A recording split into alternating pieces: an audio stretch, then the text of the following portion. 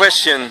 Can you tell me when you were 18 years old, did you... August 25th, 1943. Yeah, but did you expect, what did you expect because you were so young? Did you want to go? To death. No, I didn't want to go. I got drafted. You got drafted? Into the United States Army. Yeah. And I had to go. You had to go? They took me out of school and made me go. Okay. And then when I got back, they didn't offer to take me back. I had to go back on my own to get my diploma. And then the GI Bill came along then, and I went to school. And under the GI Bill, I went to junior college, major college, and wound up with a BS degree and a master's degree. And I wound up in Carlisle, Kentucky. I'm still there. But did you think you would survive it when you came I meant to survive it. Yeah, but what? You did. Yeah. When we got there, before those doors opened on the LSTs, we wondered, before they dropped around, what are we going to find out there? Yeah. And then we opened it up, and then the bullets started coming in after us. And then we said, oh boy. But we stayed true to call our training. Our training now is setting in. But now, education is now starting.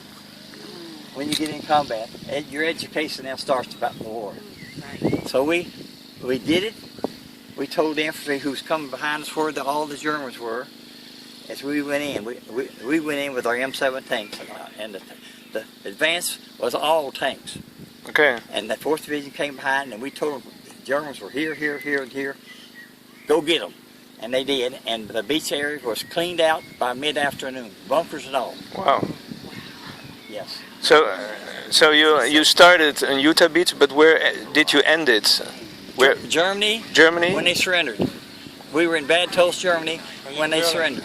Berlin? No, I didn't go to Berlin. They said we were going, but we didn't go. They had already promised the Russians to come on in and do the slaughter. And just prior to this, some Germans came out and waved us to stop. And we stopped, white flag. And they wanted us to go in. They had 30,000 Germans there. They wanted to surrender all at one time. We Wow. took them. So. And we gave them proof that we were tough, mean people. And if we told them something, no other outfit would dare change it. So they surrendered, and all of them got to go home for maybe 3 months after the war was over. Otherwise, they would have been going to Berlin to get slaughtered. And if we had gone to Berlin, we wouldn't have been killing Germans. We'd have been taking them prisoners. Yeah. That would have been our job. And also, after this, though, I'm glad it didn't come first. My tank crew found that last death camp, Dock Alley. Oh yeah. Well, we was the ones closed it. My tank pulled down in front of that thing, stopped. I was leading the convoy of the army into Munich. I stopped right dead still, and on the radio, it came over the radio, said, "Why have you stopped?" And I said, "It's something." I'd already seen the dead out front. The window of the tank drivers, you see afar, and then when you get there, you know about it. And so I kept telling my commander, be looking to the right. I'm a farm boy.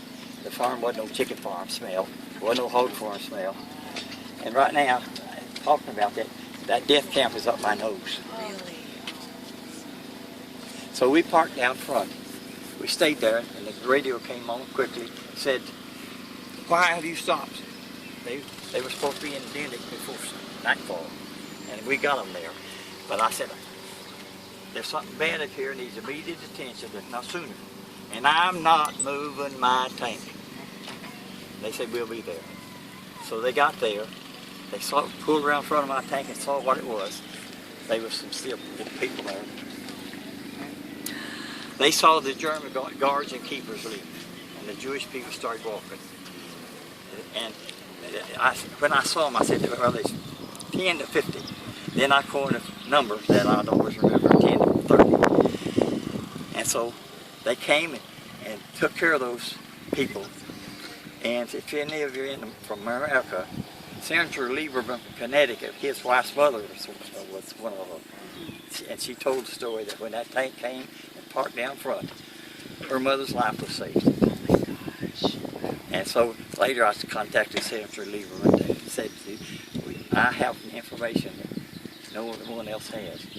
Would you like to, and it won't cost you nothing, and we'll share it with you. They said, do it. So I gave them a picture of my team, the tank crew, and told each one of them who they were that was there, helping to see to it. And if we had found any Germans or the keeper, we'd have killed them all.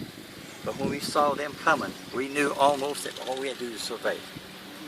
And then we took them in. They didn't say a word. They couldn't have smiled. They had no energy to do that. And our medics took over, and I'm sure they did take them back here where they were. They probably took them to the officers' quarters because they were all gone. But at the end, 97 of them were still alive, and they got worse. Wow. So that's one of the major things that we did just before the war ended.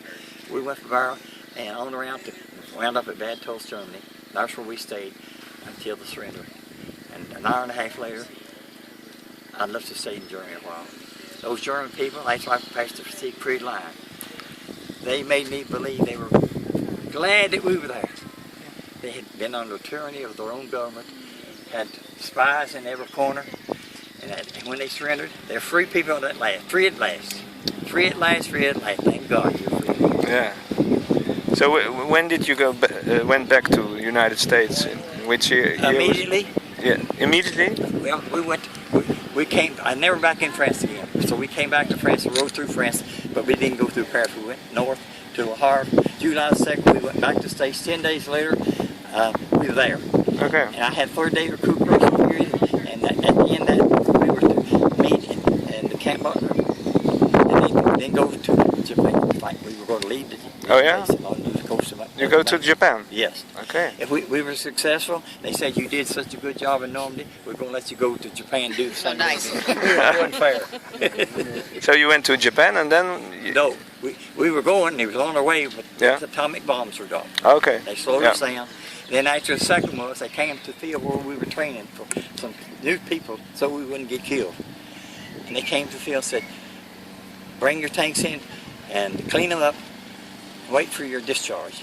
So tomorrow morning, that afternoon, I was discharged. Okay. I always lived on the fast track all during the war. Okay. So I guess that's the reason I'm still here. Yeah, yeah. Well, One more picture, sir. Okay, one more. And there we go.